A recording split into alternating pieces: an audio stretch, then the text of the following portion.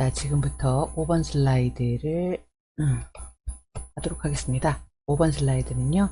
5번에 오시면 제목 입력 확인하시고 아래쪽에 박스 중에서 자, 가운데 있는 첫 번째 줄 가운데 있는 차트 삽입 아이콘을 이용하시면 됩니다. 얘를 클릭해서 차트를 삽입할 수 있고요. 자, 우선 차트 종류를 먼저 선택해 주셔야 되는데 종류는 문제를 보시면 자, 여기 있습니다. 차트 종류가 묶은 세로막 대형이다. 자, 왼쪽에 세로막 대형 중에 오른쪽에 종류가 이렇게 많은데요. 클릭을 해서 지정해 주시면 돼요. 기본으로는 묶은 세로막 대형이 선택이 되어 있습니다. 그대로 확인 버튼 눌러주시면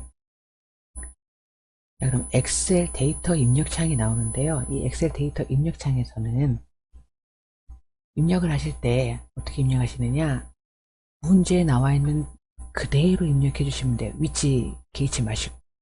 그러니까 여기 문제 보시면은 2000년과 1인 가구 위쪽에 만나는 점은 아무것도 안 써 있죠. 그래서 A1셀은 외워두시도록 하시고 계열 1부터 입력을 똑같이 입력해 주시면 되겠습니다. 2000년부터 입력을 해볼게요. 2000년 2005 방향키로 오른쪽으로 가시면 됩니다. 방향키를 사용해서 오른쪽으로 가고 그 다음에는 항목 1에다 1인 가구, 만 가구를 입력하시면 됩니다. 띄어쓰기 똑같이. 만약에 띄어쓰기 잘못하시면 그것도 오타로 인정해서 감점입니다. 1인 가구, 2인 가구. 이렇게 입력하고 나서 글자가 데이터가 길어서 안 보이죠? 이럴 때는 A와 B 사이에 마우스 포인터를 갖다 대시면 드래그해서 늘릴 수가 있어요. 더블 클릭하셔야 됩니다. 이렇게 해서 보이게 하시면 되고요. 그런 다음에 항목 3하고 4는 필요가 없어요. 그러니까 얘는 드래그해서 딜리트 눌러서 지워버리시고, 자, 데이터를 입력하실 때 이렇게 파란색 라인 안에 들어간 것만 차트에 반영이 되니까 오른쪽 밑에 있는 모서리 부분에 점을 잡아서 클릭 드래그해서 빈칸은 반영이 되지 않도록 드래그 해주시고요. 데이터를 입력해 보는데요. 그 오른쪽에 있는 그 제목, 왼쪽에 있는 제목을 제외한 나머지 셀들은 드래그로 선택하신 다음에 데이터를 입력하시면 편하게 입력하실 수 있어요. 222 입력하고 엔터 치면 셀 포인터가 밑으로 가서 15.5 엔터. 그럼 오른쪽 위로 가죠. 317 엔터. 22.1 엔터. 그럼 이렇게 쉽게 입력하실 수가 있답니다. 마우스를 다시 안 잡아도 되죠. 입력하는 끝까지. 56 엔터. 28.6 엔터. 이렇게 입력을 해주시고, 자, 여기 입력되어 있는 게 왼쪽에 입력되어 있는 거하고 똑같다. 그러면은 엑셀이 열려 있을 때 이제 그 파워포인트를 한번 봐야 되는데요. 이 엑셀 창은 닫지 마시고 이 상태에서 아래쪽에 차트를 보시면, 차트가 표가 아래쪽에 있잖아요. 그러면 표도 나오게 해야 되니까 이 창이 그대로 열려 있을 때, 자, 파워포인트 디자인 탭에 빠른 레이아웃에 가서 클릭, 아래쪽에 표가 있는 레이아웃을 클릭을 해주세요. 클릭, 레이아웃 5번. 그러면 차트가 나오죠. 표가 나오죠. 표가 나왔는데 모양새가 내 거하고 다르다 그러면 그대로 야가 끝나자마자 오른쪽에 행렬 전환 단추를 클릭을 해주면 내가 입력한 데이터가 행과 열을 자리를 바꿔줘요. 그래서 아래쪽에 파워포인트 모양새가 우리 문제하고 똑같이 되어 있다 그러면 엑셀 창은 닫아 주셔도 됩니다.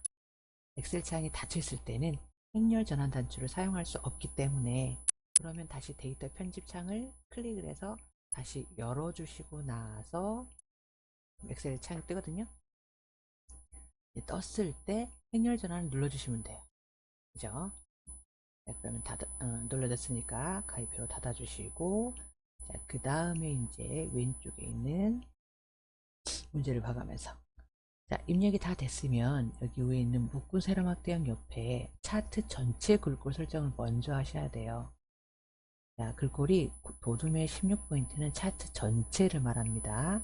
그 다음에 외곽선은 차트 전체 바깥쪽을 말합니다. 그래서 자, 엑셀이 닫히자마자 우리는 차트 영역을 클릭하시면 됩니다. 여러분 전체 글꼴 설정은 차트 영역에서 하시면 돼요. 마우스 포인터를 차트 제목 오른쪽 빈 공간에다 대면 차트 영역이라고 나오죠.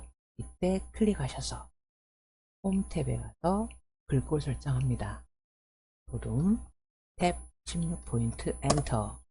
그 다음에 오른쪽으로 반드시 가시면 도형의 윤곽선 설정하는 곳에서 검정색을 클릭해 줍니다.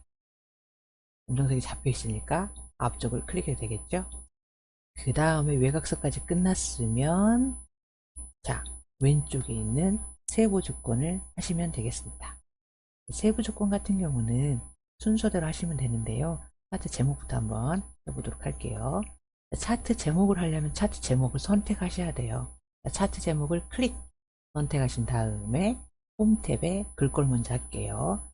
돌림 탭 24 엔터. 그 다음에 굵게 하라고 되어 있어. 굵게 클릭.